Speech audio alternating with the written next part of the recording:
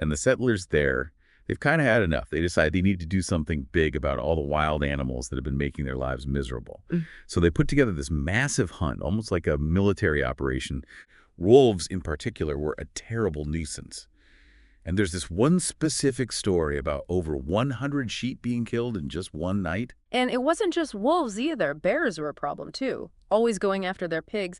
You can see how they would fell under attack, constantly having to fight to protect their farms and animals just to survive.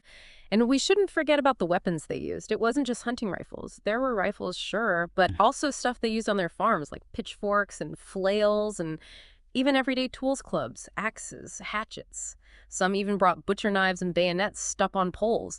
It really shows how determined they were to use whatever they had to protect themselves. Yeah, that makes sense. It sounds pretty chaotic with that many people and all those different weapons. Well, William Cogswell actually wrote about this really intense encounter he had with a monstrous bear. He said it was the biggest bear he had ever seen. He managed to shoot it twice, and the bear ran off. So he chased after it. And at one point, he said there was something like 100 guns being fired all around him. He said it sounded like a hailstorm. Even his dog got involved and helped him corner the bear. So after all that excitement and all the individual stories like Cogswell's, how many animals did they actually end up killing? The numbers are pretty impressive. They counted 21 bears, 17 wolves, and around 300 deer. Plus, they said there were tons of smaller animals too, like turkeys, foxes, and raccoons.